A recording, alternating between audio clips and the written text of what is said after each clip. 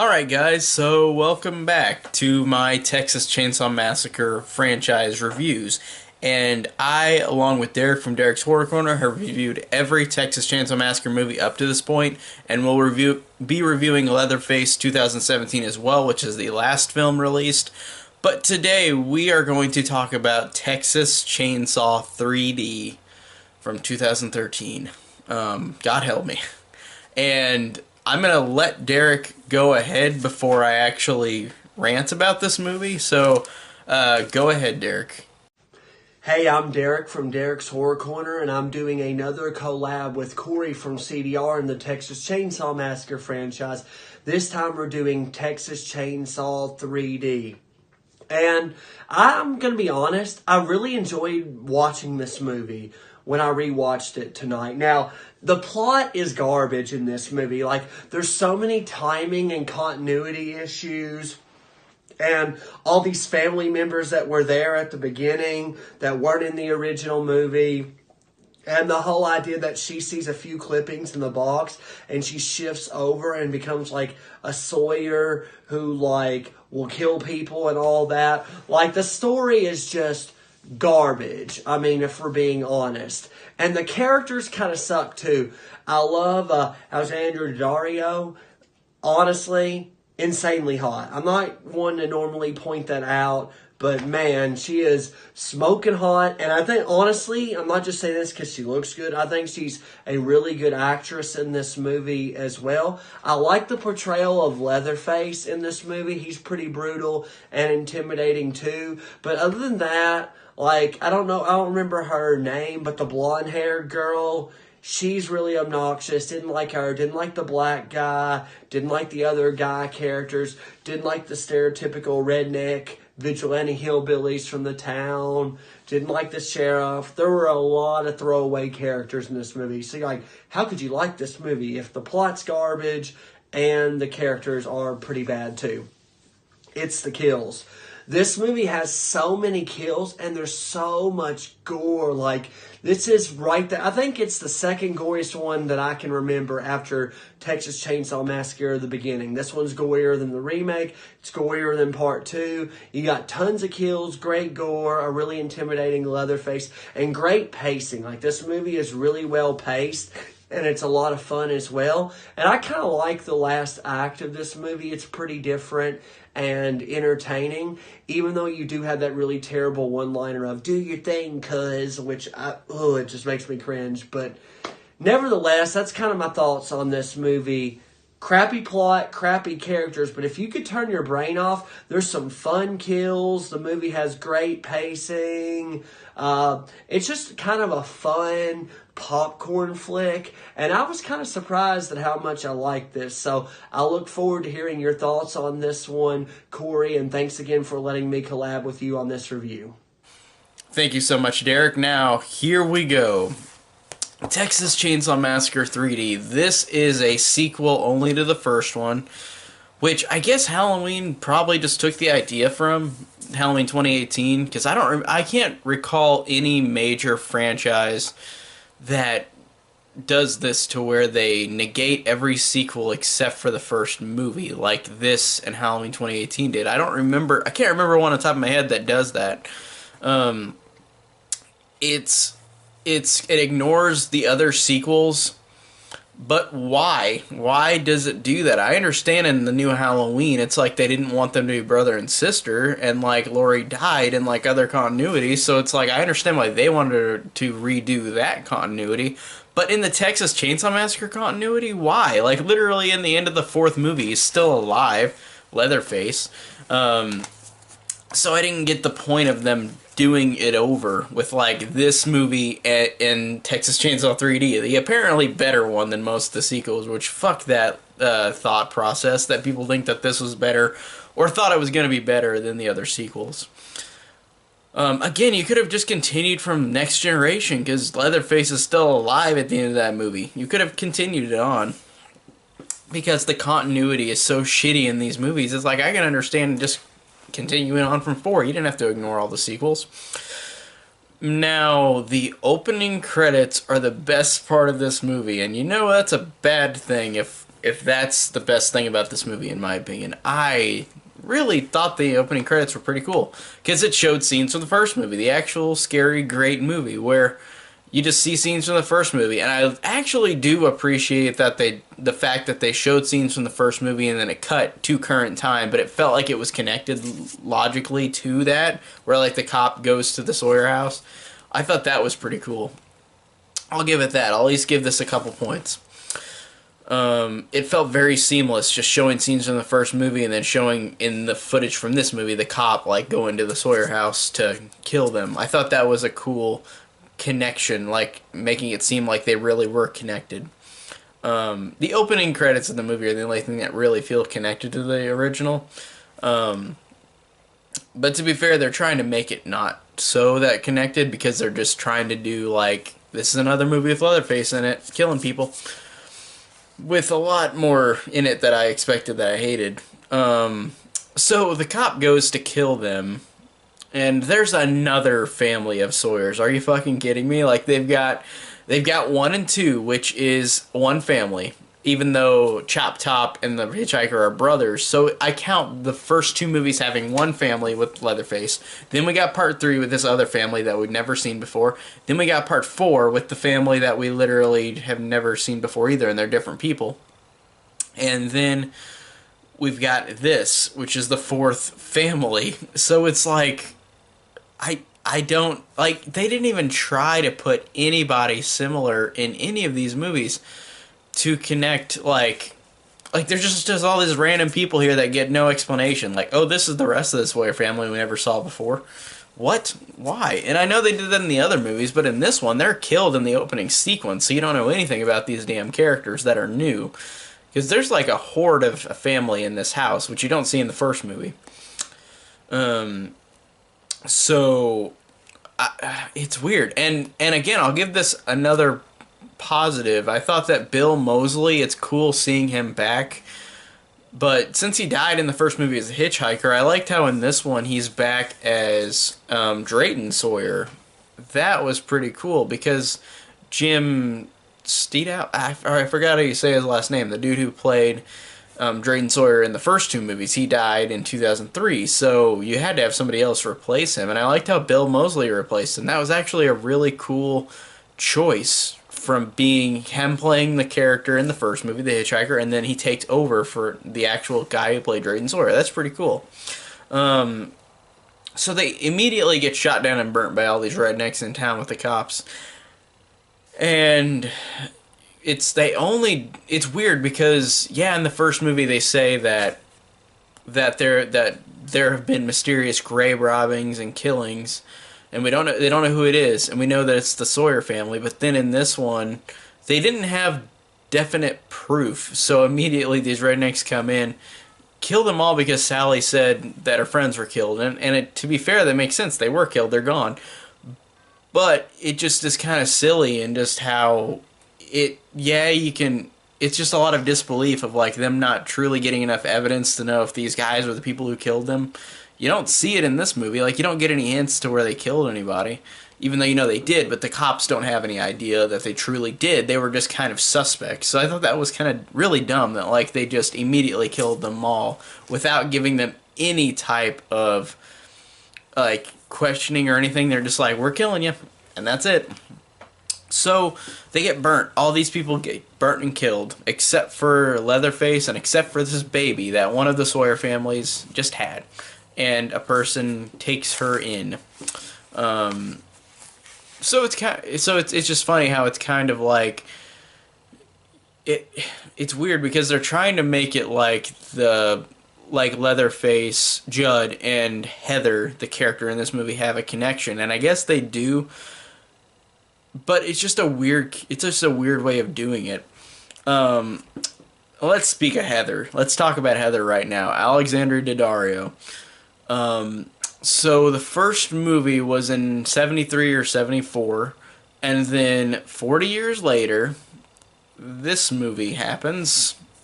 It has to have happened in 2013 because of cell phones and because of modern technology. And Alexandria Daddario is like 20, 21 at most, I think, in this movie. And she's 20 years old, and it's been 40 years since this baby had been taken away. Like, that is one of the dumbest things I have ever heard in any movie in terms of, like, continuity. Like, did these people even watch the first movie? Because they literally, this girl was born in 1973, and in 2013 she's 20 years old. What? And don't give me that shit of saying, like, oh, she could be 40. She doesn't look damn 40. She looks like a 20-year-old, obviously. Fucking ridiculous. Like, I just can't believe, like, they were that incompetent in this movie. And I know this movie, it's a horror movie that's trying to be exploitive and trying to be stupid, but it's like, there's a point where you can't be that stupid. Man, that just annoys me. And she has shitty foster parents in one scene, and then in one scene at the end credits, where, like, they're shitty to her. So she goes along with her friends to Texas to try to figure out where she came from.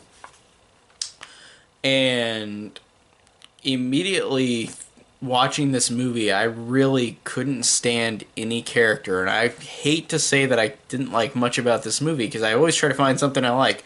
But man, these characters really were obnoxiously horrible and just annoying and stupid, and just, it does every trope in a horror movie with these characters, and it's so annoying and so bland. I just could not stand any of these characters. Even Alexandria Daddario as Heather, like, she's just there. Like, her acting isn't that great. She's just there. Her character has a grandma named Verna who gives her this mansion, like, she inherits it, and she realizes that she's a Sawyer. And so she goes along with her friends to this mansion that she inherits, and then they pick up a random dude, which I guess does play like the first one at first, where it's like, oh, this random guy, let's pick him up. But this guy goes with them to the mansion, and all he does is want to steal, and she didn't even fucking know that she had a mansion until she got there. So why the fuck is this guy here if he already knew in his mind, which nobody else knew in their mind, that she had a mansion? How did he know that? Again, continuity is terrible in this movie. Like, they don't even make an effort to make logical sense at all.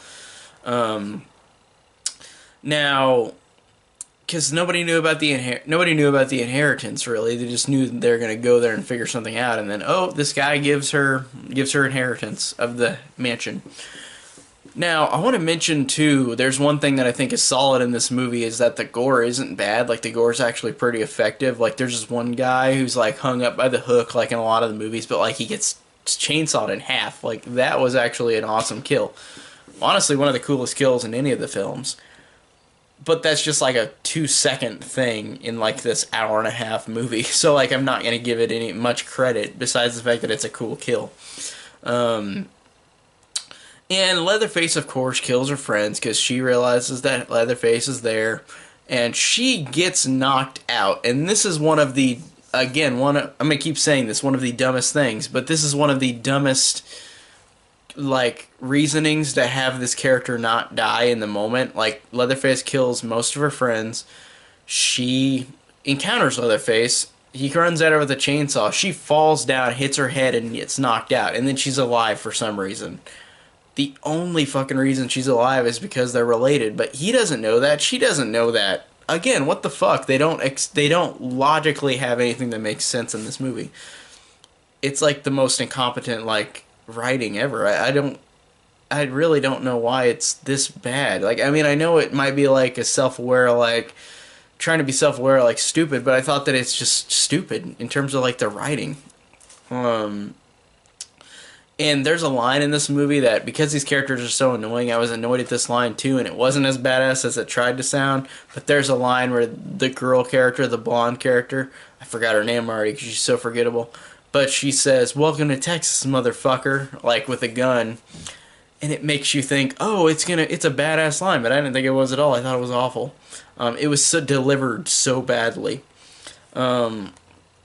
And then like we get this scene, which honestly is kind of a cool scene in this shit pile like of a movie where Leatherface is chasing Heather, and like they run into a carnival for like 2 seconds. They run into a carnival, and like he chases her through the carnival. I thought that was cool of an idea of Leatherface running through a crowd of people, but it doesn't do much with it because he didn't kill anybody else. He just tries to get her, just her alone. But I thought that scene I didn't mind, but it was just kind of pointless out there. But it was kind of fun. Now let's talk about the biggest sin in this movie, despite the fact that I already hate this movie. And again, I hate saying that I hate this movie because I really try to find something. And there's a couple little positives, but they are few and far between. Like to a point where I can't even really. I don't care if I've got a couple positives. I think this is awful. Now, the biggest sin, in my opinion, of this movie is that the sheriff is the bad guy who. He's the one who orders the family to get killed. The Sawyer family is ordered to get killed by this sheriff, and it makes it look like the sheriff is the bad guy of the movie. Are you fucking kidding me? Like, they literally made the sheriff to look out to be the bad guy because he killed a house full of cannibal killers, and they make him look like a bad guy. Are you fucking kidding me? And then again, another fuck you moment where Leatherface, Heather realizes that they're related, so Heather stands up for Leatherface, gives him his chainsaw, and says, "Do your thing, cuz," which is another horrible, cringeworthy line that's trying to be a line that's trying to be memorable. And it is memorable in a terrible way. Like, I just remember that line because it's so awful. But are you fucking kidding me that, like, they're trying to make Leatherface, this cannibal killer, look like a hero? And they're making the guy who killed his cannibal killer family a bad guy. It hurts my head just, like, thinking about this. Like, it is so ridiculously bad with that twist. Like, what in the fuck is that? And then we get like this reveal, this kind of other reveal at the end, which is fine, but it's just she doesn't look the same. But like, there's after the final fight, there's like the note that Heather reads because that guy is like, you got to read Verna's note, and he keeps saying that throughout, and she doesn't read it for some reason, but she reads the note at the end of the movie. And you realize that who's writing the note, Verna, is Marilyn Burns from the first movie, played Sally. And Gunnar Hansen played a character in the opening too. But like, it's interesting seeing her, but she didn't look like she did before. Like, she looks very different, so I didn't even realize that was her until it said it in the credits. And then it ends on a point where I just look at the screen and go, fuck you, is that she's reading Verna's note saying, like, you gotta take care of Leatherface, or Judd. He's the only member of your family left, and I'm your last blood relative, or we're your last blood relative, so you should keep him safe. So she gave up, so, like, Heather lost all her friends, and then she went to become a killer. What? Like, it hurts my head just thinking about how asinine this is. Like, it is so horrendous. So literally, it ends on a note where she stays and takes care of her cannibal killer cousin, and all her friends are dead. She doesn't care about them, I guess. And the cop and the villain of this movie are dead. Villain! And then it ends. Fuck this movie. Oh my god. Like, just fuck off. I hated this movie. Like, on rewatch, I forgot how awful this was, but man, it solidified my thoughts and even further and how horrible this is. This is one of the worst sequels I've ever seen in a horror franchise, and I try my hardest to find things that I enjoy about any movie, whether it's considered good or bad. Like Texas Chainsaw Massacre: The Next Generation. That one's fun. That one's silly as shit. And that one is way more entertaining than this one. This one does the same thing, where it's trying to be so hilarious, it's so bad, but it's fun.